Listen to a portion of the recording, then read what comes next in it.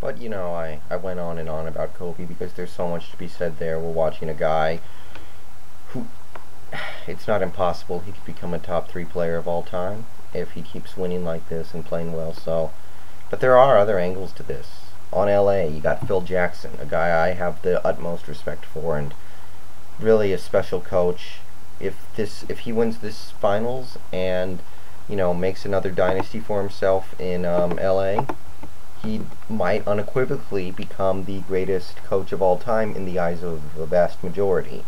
He's already pretty much considered to be the best coach of the last 4 decades, and if he puts together another dynasty, I mean, you could argue Red Auerbach all day, and there might be some other coaches you could argue, but the Zen Master, he's a cool guy. He's like a walking fortune cookie. And on the court, you got guys like Lamar Odom, who's still a fairly young guy, and his career won't be necessarily altered, but to be part of something great because he has a tremendous athletical talent. He's a fantastic athlete, but he has a hard time reaching his potential sometimes, especially in this finals. He's looked confused, and sometimes he does not play to his full potential. He's the kind of guy who should at least be able to be a third banana for a team like this. Be the third option to score and get rebounds and make plays. That brings us to Gasol, the second banana.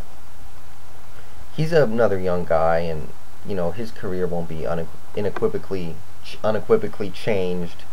His career will not be extremely altered by not winning a championship here, but he has a chance to be part of something really special.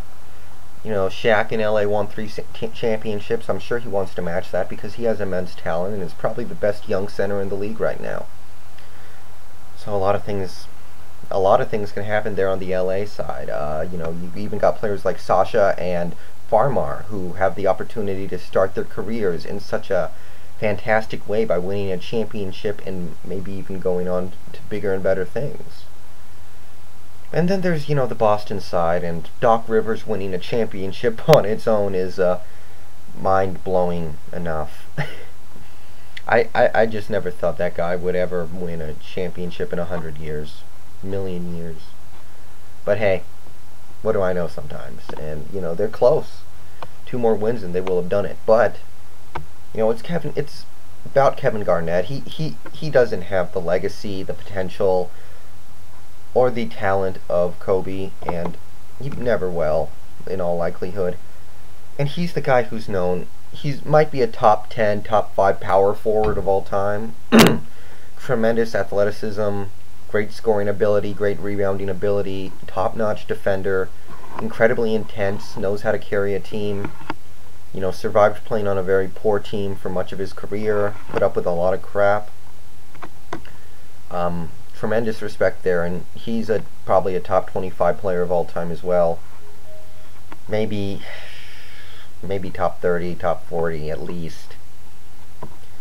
And he's always been known as the guy in the regular season. He'll be great, but put him in pressure situations and he'll hyperventilate because he gets too pumped up for anything.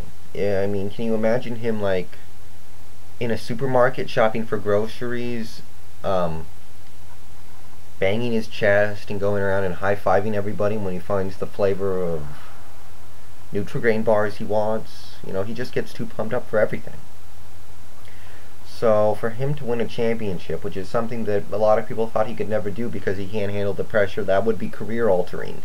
He would become, it would be difficult to debate him being a top 5 power forward of all time and a top 25, top 20 player if he can just get that one ring to validate everything he's done. So, that's something else to look out for. He has a chance to become one of the top 10 all-time players if his career takes a positive turn from here on out. And then you got a player like Paul Pierce, who's been a great player for all of his career, but he's been trapped on a terrible team. Very tough player. Very versatile. He can do a lot of different things. Defense, scoring, rebounding. He brings it all, and he leaves it all on the court all the time, and it's special to watch. He maybe he's a top 100 player of all time. If Boston wins this finals, he's going to be the MVP. I believe that, especially at this point. But I believe that before the series.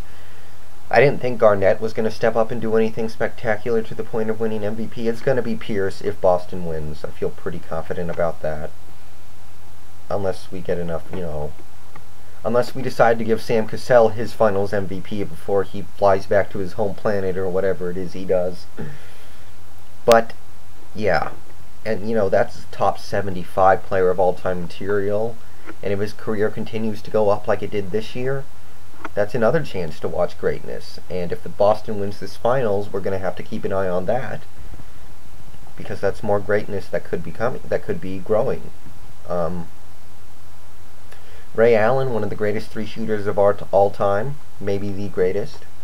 Well, he gets the opportunity to wind down his career, maybe even ride off into the sunset with a ring, and I don't know where that would place him. I mean, one of the best long-distance shooters of all time. Maybe he wasn't too great at anything else. He was, solid in most aspects of the game. But that would be a nice feather in the cap. And, you even got young players like Rajon Rondo, who have the chance to start off their career in a great way like that. And, the legacies there are interesting too, especially when you're talking about the Big Three, or the Big Two, featuring Ray Allen, as I like to call it, because Allen, with the exception of last night where he did play very well while Pierce and Garnett did not, does not have the same effect on games that Garnett and Pierce have. And maybe it's the Big 2.5. I think Big 3 is a misnomer. But, none of those legacies may be interesting as what Kobe can build from here on out, but there's just so much at stake here. If the Lakers win, Kobe becomes a top 12 player of all time. Phil Jackson passes Red Auerbach, and the Lakers take the first step toward building what I see personally as a dynasty. And then you've got all the other players on that team that already have rings or will get rings, who have the chance to build and become one of the all-time greats, which kind of goes without saying on any championship team, but bear with me. And meanwhile, Boston, Garnett gets to go down as the great power forward who was like Tim Duncan in every way, except Tim Duncan knew how to play when it really mattered, and Garnett did not. That's what he gets on his NBA tombstone, so to say. Lost the finals, could not win the championship. Like that's pretty much what's going to happen to Dirk at this point, I think, don't you? I mean, maybe Dallas can turn it around, but I just see Dirk going down as one of those guys like Karl Malone. Pierce. And, Pierce gets to walk off. This is his best chance ever to win a championship, and he'll go down as one of those great guys who spent almost every year of his career on a terrible team, and once or twice he managed to get near the top, but he never got to the top. And if Boston wins, think of what that means for the Lakers. Suddenly now Phil Jackson's lost his last two finals appearances, and Kobe looks like the guy who, in pressure situations, decided has to be all him and can't step up. And, Gasol and Odom, all of a sudden the big guys with immense talent who don't know how to play tough under the basket against stiff defense. And for Boston, Garnett, top 20 player of all time, top 5 power forward. Pierce enters the realm of the all-time elite players. So there's just so much at stake here. Last year, it was all about the Spurs becoming an unofficial dynasty, and, dynasty is very subjective. I think the Spurs, the last 8 years or 7 years, are a dynasty. I don't see how you could argue against that. But last year was about them winning 4-7 or 4-9 or whatever it was, proving that they were unofficially a dynasty to many people. It was about LeBron getting to his first finals and getting absolutely destroyed, which was inevitable. There just wasn't a lot going on there.